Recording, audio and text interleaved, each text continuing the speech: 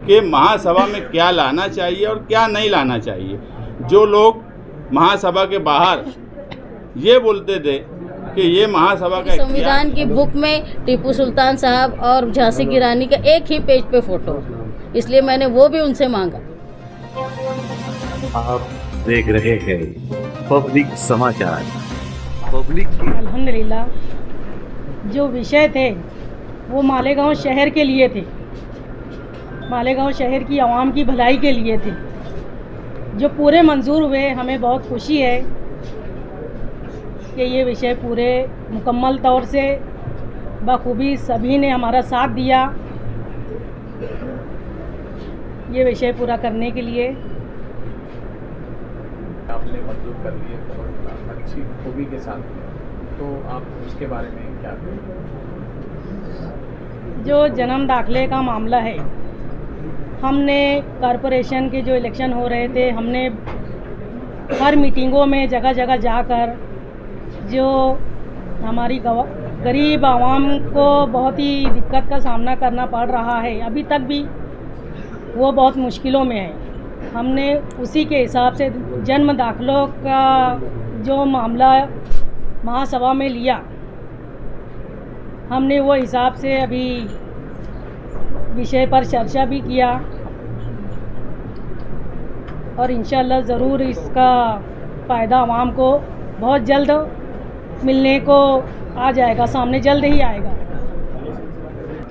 बहुत खुशी की बात है कि जब हमने मेयर साहबा ने अपना खिताब किया और उन्होंने बताया कि भाई हम महिला हैं, और मैंने भी अपने खिताब में बताया कि यहाँ ऐसा हिस्ट्री में पहली बार हो रहा है कि मेयर और डिप्टी मेयर दोनों महिलाएं, और ये खूबसूरती है हमारे संविधान की, बाबा साहेब अम्बेडकर की, कि जिसकी वजह से आज एक महिला महापौर बनी और मैं भी यहाँ महिला हूँ। तो हमने ये मांग की कि भाई जो हमारा भारत है वो और हमारे महाराष्ट्र का जो कल्चर है कि हम औरतों का सम्मान करते हैं, तो वो उसी तरह सम्मान करके लोग हमारा साथ दें। और हमने ये देखा कि सारे गट नेता ने, सारे हाउस ने हमको मामूली छोटी बातें छोड़ दी जाए तो उन्होंने हमारी मदद की, और आज जो मालेगांव शहर के अहम विषय थे, जन्म दाखिले का मामला जिससे लोग आज 3400 लोग परेशान हैं, उसमें हमको कामयाबी मिली। एक मैं मानती हूँ कि एक राहत का काम है, जो लोग आज जेल में हैं, जिनके ऊपर केसेस हुए, आज उनके लिए हम हमारी हैसियत के मुताबिक, जहाँ मालेगांव डिफेंस कमेटी शेख आसिफ साहब मुस्तकीम डिग्निटी 1 साल से लड़ाई कर रहे हैं, जो बेजा लोग जेल में हैं और बेजा कानून के दायरे में फंसे हुए, आज एक बड़ा कदम हमारा इलेक्शनी वादा पूरा हुआ, जिसका हमको खुशी है। हम अल्लाह ताला की शुक्रगुजार है कि हमसे ये काम उन्होंने लिया।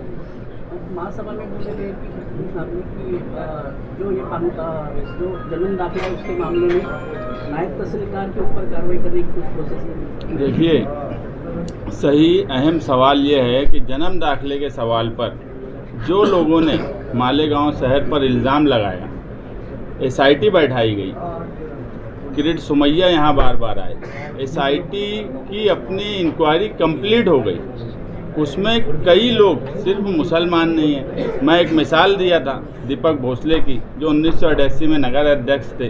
भोसले खानदान मराठा समाज का, क्या वो रोहिंग्या पाकिस्तानी या बांग्लादेशी हो सकते हैं क्या? कोई भी मालेगांव में रोहिंग्या बांग्लादेशी और पाकिस्तानी नहीं है। ये तो SIT की जो रिपोर्ट गई, वो रिपोर्ट में आज तक ये साबित नहीं हुआ कि ऐसा कुछ है। 1044 जो जन्म दाखिले थे वो आदेश तहसीलदार ने दिया था, और वो आदेश महानगर पालिका को मिले तो उस पर जन्म दाखिला इशू हुआ, और उन्हीं लोगों को आरोपी कर देना जो अरीजादार थे, ये बिल्कुल नाइंसाफ़ी की बात है, ये कानून के खिलाफ बात थी। तहसीलदार की अगर साइन नहीं है तो हमने वही निर्णय लिया कि ऑथोराइज्ड हैंड राइटिंग एक्सपर्ट से उसकी जांच कर ली जाए, और अगर वो जिसको नकार रहा है तहसीलदार कि हमने आदेश नहीं दिया है, सिक्का है, अगर ऑथोराइज्ड हैंड राइटिंग एक्सपर्ट ये बात बोलता है कि वो सिग्नेचर उनकी है, जो कि पहली नज़र में वो दिखती है कि हैंड राइटिंग उनकी है, यानी वो सिग्नेचर उनकी है, सिक्का उनका ही है, और अगर हैंड राइटिंग एक्सपर्ट का ओपिनियन आता है कि उनकी ही है, तो दिखती बात है, हम कोर्ट में वो लेकर जाएंगे ओपिनियन कि 1044 लोगों पर जो गुना दाखिल हुआ है या जिनको आरोपी किया गया है, उनको उस केस से कोर्ट निकाले। और इन्होंने गलत बात बोली इनकी सिग्नेचर उस पर है तो गुनाह इन पर दाखिल होना चाहिए। ये मामला न्यायालय में भी है। हमने, आप एक बात समझ लीजिए कि हमने हमारी सूचना और हमारी तजवीज़ जो लाई उस पर बीजेपी और शिवसेना ने भी अपोज नहीं कर पाया। ये कानूनी समझ थी हमारी, इससे तो कोई नहीं इनकार कर सकता कि बीजेपी और शिवसेना हॉल में रहने के बाद भी अगर हमारी तजवीज़ से इनकार नहीं कर पाई तो आसिफ साहब और हमने उस पर 1 साल से काम किया है और वो कानूनी समझ हम रखते हैं कि महासभा में क्या लाना चाहिए और क्या नहीं लाना चाहिए। जो लोग महासभा के बाहर ये बोलते थे कि ये महासभा का इख्तियार नहीं है, इनको समझ नहीं है, मुझे लगता है अब उनको भी समझ आ गई होंगी कि शिवसेना बीजेपी भी अगर हमारी तजवीज़ का समर्थन की है तो हमको कानूनी समझ कितनी है। आप इस्लाम पार्टी के गठ नेता है, आज महासभा में ये दिखा कि आप शहर के इस हिस्से को और उस हिस्से को दोनों को बराबर रखने का कोशिश आपने की है। क्या आगे भी इस तरह से चलते रहेंगे और शहर को तरक्की के रास्ते पर लेके जाएंगे? पूरा शहर हमारा है और यहाँ के जो जितने भी रहवासी है, चाहे वो हिंदू भाई, मुसलमान भाई, जितने भी लोग हैं, हम सबको साथ में लेके चलेंगे। हम भेदभाव पूरे शहर के अंदर भेदभाव नहीं करेंगे और पूरे शहर के अवाम के जितने भी कामकाज है हम इंशाल्लाह पूरा ईमानदारी से पूरे शहर के अवाम का हम कामकाज करेंगे। वो भी यहाँ मंगाए ना, हमने यहाँ मंगाए ना, लेके आए ना उन्होंने यहाँ पे। वही फोटो का मामला पूरे स्टेट में चल रहा है। क्या चल रहा है? फोटो का जो मामला है, टीपू सुल्तान के फोटो का मामला पूरे स्टेट में चल रहा है। वो हिसाब से संविधान की कॉपी और राष्ट्र पुरुषों की फोटो दी आपको दी हुई माँ को, हमको दी, हमने लेके रख लिया उसको। जो मसला चल रहा है महापालिका में, सचिव डिपार्टमेंट ने भी उनको ऊपर आदेश निकाला है महापुरुषांचे फोटो लावण्यात यावे असं, तो लगाएंगे नाव दिला। संविधान जिन बातों का अधिकार हमको देता है, संविधान में बाबा साहेब अम्बेडकर के संविधान में उस हम रह के हर वो काम करेंगे जिसकी इजाज़त संविधान देता। सावित्रीबाई फुले उनकी प्रतिमा दी गई।